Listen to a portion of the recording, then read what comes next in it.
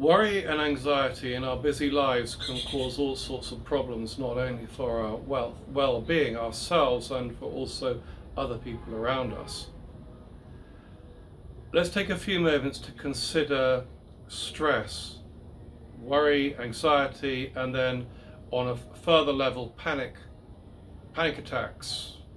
We don't need to go to panic attacks, but it is a causal event of chain that can accumulate within our subconscious mind that can produce increasing anxiety, increasing stress, and not only for one given event or occasion that will happen to us or that we make for ourselves, but also small lighter things which can accumulate where we become nervous and anxious wherever we are. So we're talking about the stress response. The stress response is the technical term for how your body responds to a stressful situation. Now, many of you will already know that we have in our bodies something called the fight or flight mechanism. Fight or flight. Flight means to flee, to run away, to escape. Whether we can attack and defend ourselves, or we can freeze, or we can run and escape. The fight or flight response.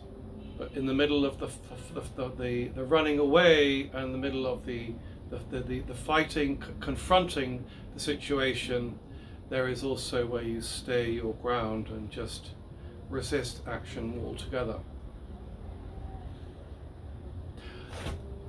When we talk about stress, we're talking about something external to ourselves or something in our body that promotes stress. Stress is something that triggers the reaction ourselves. We can be worried about something, or we can have a worried or a nervous disposition, but you'll rarely hear of anyone say that you are stressful, dispossessed, in a stressful disposition.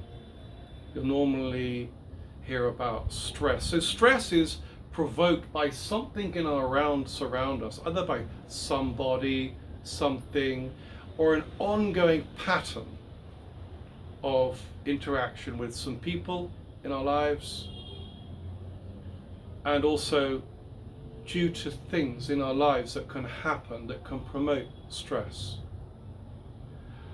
For example, if let's take an example. If, for example, you go to a shop and you spend some money and you really want something and you buy that object, but it's more than you can really afford, but you just want to have the satisfaction of buying it.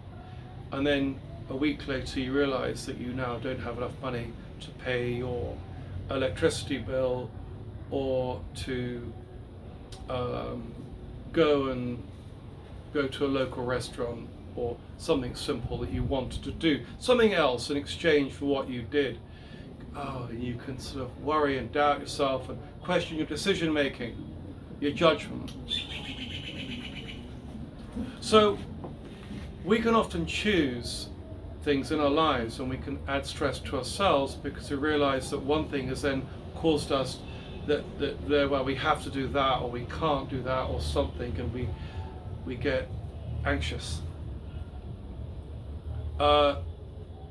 If you have to do something that involves danger, or you have to do too much, and you have to do that, and then you have to do that, and you do that, but you don't have time to do something else, can also produce internal anxiety, especially when you have to act under someone else's time frame, in someone else's timeline. You often hear about rich people saying, I'm free, I'm the boss, I'm free to go where I want, when I want, how I want. Well, that may be true, but also don't forget that bosses have to be able to make judgment decisions and be responsible for other people. So it's very much relates to you as an individual about how you manage your stressful situations or how you cope with decision making in your life. Most decision making involves decisions concerning food, what I eat, when I'm eating, shelter, where I sleep, my relationships with other people, and my physical health. I'm going to add in a fifth one, which is having a purpose in your life, having something that means something to you, something that you care about. Your children, your job, your trajectory, where you want to go, what you want to achieve. So we're going to identify rather these five: your food, you need, your shelter, where you live, and the people that you have in your life, i.e. the social need, love to express, and then we have your purpose in life, what you want to do, and your well-being. It's very much a bundle, which I call the rudiments, basic rudiments of existence. So if you can't satisfy and fulfill any of these, you start to, confront and face stress. You have to deal with the situation to achieve something. Now, stress can be good. You can say, right, I need to do this, I need to do that, I need to eat less of that, and then I can pay that rent and my rent, and then I can do that. If I have more purpose on my job and then I have enough money to pay my rent, I need to let go of that drug, and I need to let go of that habit and change, to modify, to adapt these five rudiments that I've said. You can add the sixth one, which would be faith. Faith, purpose, but faith in something beyond yourself. Spiritual dimension. Now, we talk sometimes, when I say, so stress is something caused by external stimuli or a feeling of well-being within ourselves, which perpetuates stress. But when it's inside the body, we call it about worry and anxiety. Anxiety rather than stress. Stress is what provokes the worry and the anxiety. And if the anxiety builds up, can go on to panic.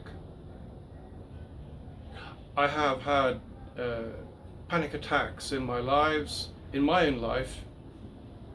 Once was triggered by a nerve poison, the blowfish that a spine went into my finger.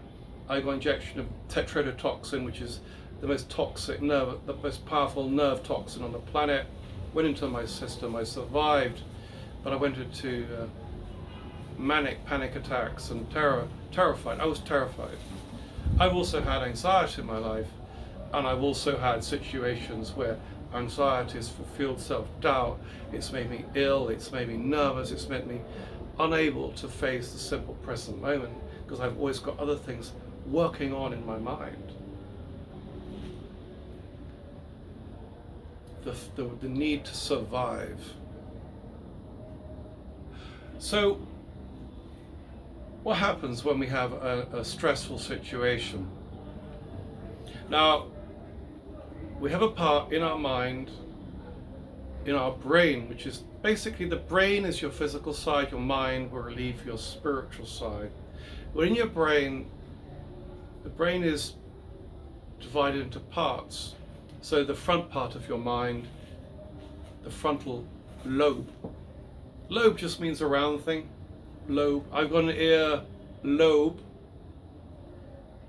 You have an ear lobe. A lobe is a sort of round thing. So the front part of my mind is the frontal cortex, which deals with processing basic thoughts, thinking, conceptual thinking, involved in the thought, relating to where I am, who I am, what I see, where I am. Conceptual side of your mind is predominantly in the frontal cortex and relates to the middle part of your mind called the parietal cortex. And the parietal cortex relates to processing the information that you receive from the visual, sensual, and the hearing realm, what our senses can receive around us, we process in the parietal cortex, which is behind the frontal lobe of our brain. And what we see is processed in the back area, you may already know this, called the occipital lobe. And the last thing we have is to process memories about recording this. I see a boat, remember that boat. I see something and it reminds me of something else. We have something that processes our memory. And our memory, below these areas, we have a temporal lobe. And the temporal lobe is a lobe which deals with our memory. Mainly our kind of processing our memory between what we see and what we relate. If I, for example, see a bottle of water and I relax, it may relate to the water I drank yesterday, or the water in a river, or water that comes from the sky. I can invent ideas from the water, but it all brings back my memory. My memory, my short-term, my long-term memory comes out from water. So memory, not deep subconscious memory, but localized relevant memory. We have an area of our mind for that, our brain. Now, within our central mind, our brain, I apologize, we have the limbic system.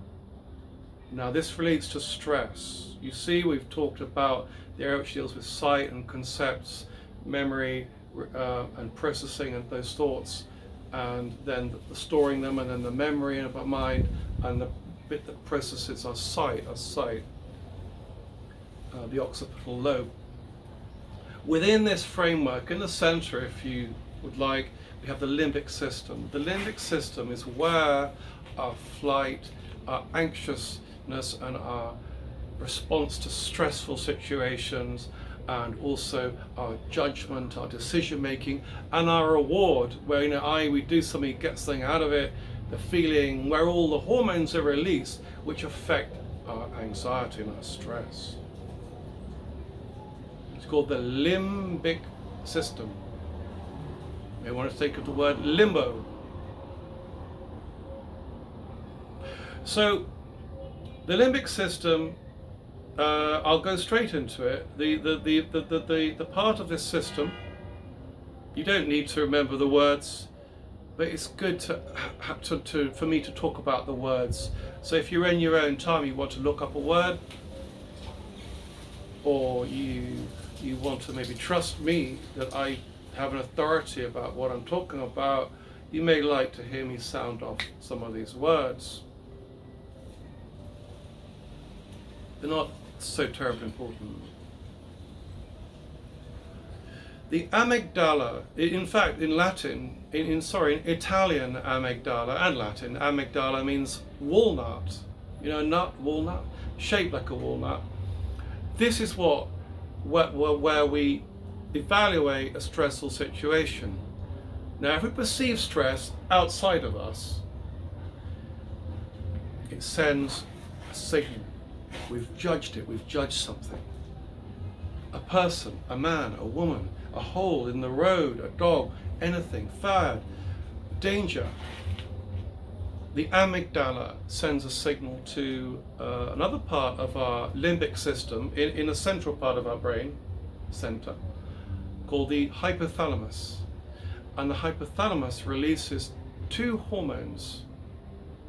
The hypothalamus measures time and reaction and what you've got to do and how quickly. It's an instant go. What am I going to do? How am I going to react? What should I do? And releases two main hormones.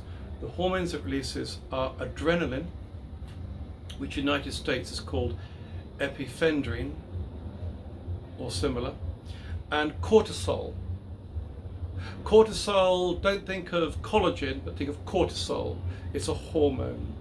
And these set off a chain of reactions in our body, raising our sugar level, raising our heartbeat, releasing a chemical to give us the energy to escape from something and to move away from something and attack. Or to attack. The amygdala sets off this trigger in our mind. Stress.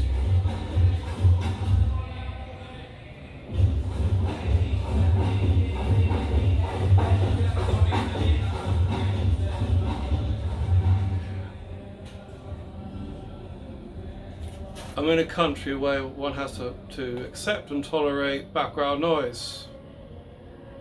I don't live in a vacuum, so... Right, so where I'm coming from is that we can understand where stress, what happens to our bodies. Our heartbeat increases, the sugar goes up, and we with the feeling of we're given this energy with adrenaline runs through our body to react and deal with the situation. What happens when there is no physical threat around you, but it's going on in your body? Another part of our mind, called the stratum, in the limbic system, in the central part of our mind, the stratum is within a complex in a central part of our brain in the limbic system called the basal ganglia. Basal means it's like low down, base. Ganglia means the group, an epicenter of nerves, ganglia. And this area is composed of various bits and pieces which affect our decision making, our judgments, and also affects our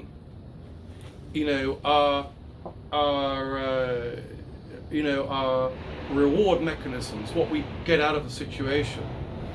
Now, so if we're unable to make decisions about things, we're indecisive, we're unable to take a risk and make a step forward, or to face something, or to have courage to deal with something, or patience, or tolerance, or the negative sides of virtues, impatience, intolerance, lack of courage, lack of faith, lack of ability to foresee ahead, lack of being able to fair and kind and modest with what we do, to be, not overboard with things, do things in excess.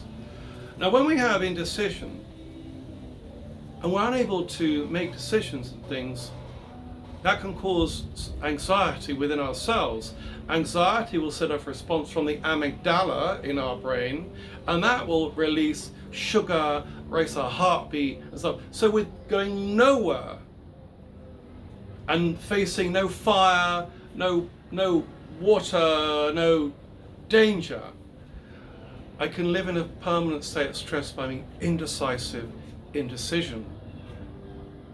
And all these hormones go around my body and 24/7, and wake up and I feel anxious and I feel stressed because my body, my indecisiveness, and my part of my brain doesn't know what to do and where to go, and that makes you feel worried because you can't cope with a situation, to deal with something, to turn off the threat, or to pay a bill, or to break a habit, or to do anything. You cannot cope because you can't make the decisions. We must try to be more decisive in our lives. Decisive means be able to make decisions from time to time. You may hear of the phrase, sleep on it, let it go. But if we put off decisions, we put off, delay things, sometimes the situation get worse, and deep down we have this constant spiral, this whirl of nervous, anxious energy. Sometimes making a decision can free us up and make us feel so much happy and relieve another chemical in our body, dopamine. And dopamine is the hormone which makes us feeling happy and good about ourselves in many ways. Dopamine. Because we've made a decision, we've taken that risk, we've stepped forward, we've faced up to something. Instead of the part of the basal ganglia, which include funny names such as globus pallidus, substantia nigra, the putamen, and the caudate striatus. These are all parts of this thing, this area in the striatum, all part of this basal ganglia, which is involved in decision making. It's involved in reward by what you get in and out of situations. It's also to do with your sexual attraction to other people and your feeling of well-being and reward by what you get.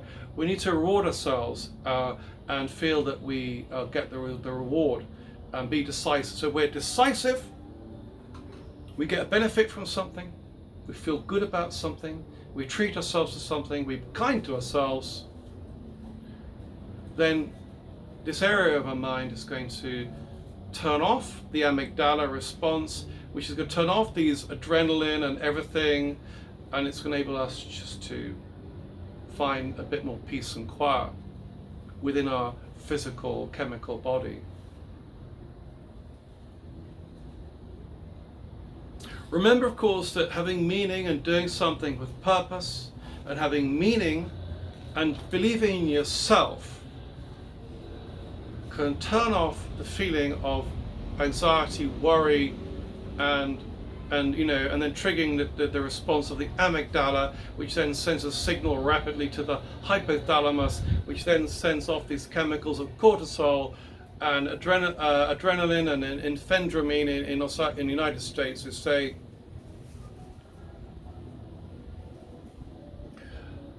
the other more difficult problem is to know who we are in this world. What motivates us? What do we believe in? What are we good at?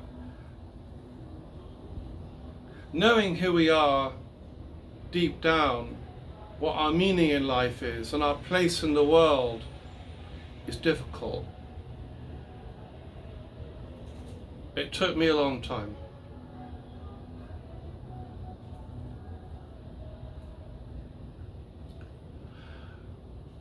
We have to challenge ourselves, we have to face situations, be brave, but also sometimes to turn off things, let things go, walk away from things that are causing us anxiety, anxiousness and stress.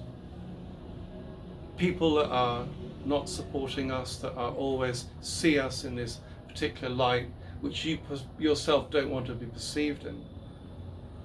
So knowing who we are, as in ancient Greece, in Adelphi, the saying was, know thyself. To join this society of spiritual society, the motto, the saying was, know thyself. If you know yourself, good or bad, at least you can start to believe in yourself. Trust yourself. If you can trust yourself and believe in yourself,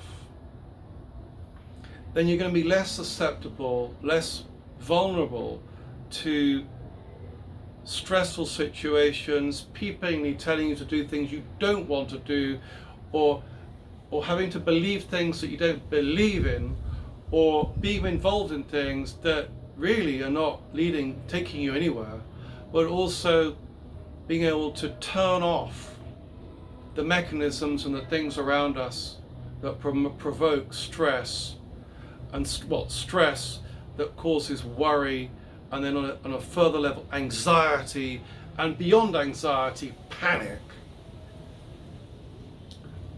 Trust yourself, have faith in yourself, and if you can go beyond that, have faith in the universe. You did not choose to be born in the world, and we're not here forever. The universe will continue after I have gone and you have gone. We are ephemeral, fleeting. We have a short time in the planet. So if you can take the leap of faith to something beyond yourself, something that talks about good, something that talks about ways to unstress yourself, to turn off worry and anxiety, such as Christianity, you have Jesus. In Islam, you have Muhammad. In Buddhism, you have the Buddha, or you may want yourself to be a Buddha. Or in Mahayana Buddhism, you have the Buddha Pure Lands. The Sikhs have their own guru, Nanak, somebody. Or you may wish to worship a pagan god such as Gaia, but you're believing something beyond yourself. It says in a verse in the Book of Light. I call the New Testament the Book of Light. Just a title. I call it the Book of Light. In the Book of Light, aka the New Testament, the Book of Light, Jesus says, "Come to me, all those who are over worried, you're burdened, you're anxious, all those who are burdened, and I will give you rest." Sometimes we need to unburden ourselves, let things go, let people go, give ourselves a chance to breathe, trust yourself, center in yourself, make that leap of faith to something beyond yourself as well, so you yourself can start to try to be in harmony with this marvelous and miraculous universe and world that we live in.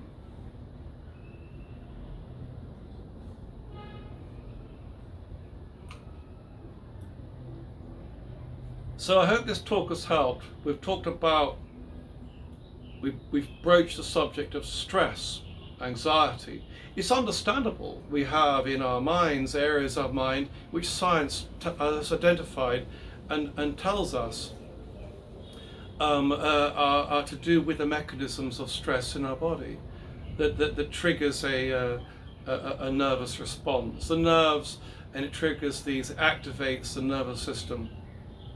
And I won't go into nerves right now and how nerves work and function, but we'll talk about the things that can trigger us. So be aware and reflect and just contemplate the things in your life and how you can start to maybe turn off the things that are going to cause stress or turn on the things that are, it's a binary decision.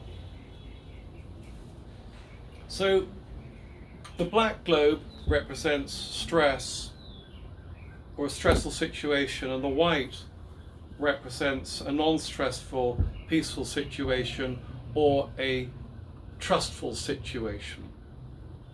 So if I'm going to make a binary decision, I'm going to switch. I'm going to leave the stressful situations behind. I'm going to make those important decisions. I'm going to leave those stressful people behind, or I'm going to tell them what I really feel about them and who I am and how I value and love myself.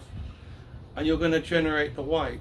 The white will make you feel happier and better. The dark will make you feel sadder, miserable, anxious, and the anxiety will then also make your organs, through the vagus verb, will make your the two vagus verbs will make your liver, your kidneys, your heart, the whole chakra body will start to be misaligned, and disease will set in. So making a lot of choices in our lives, we can turn off many of these stressful things in our lives and modify things to become happier.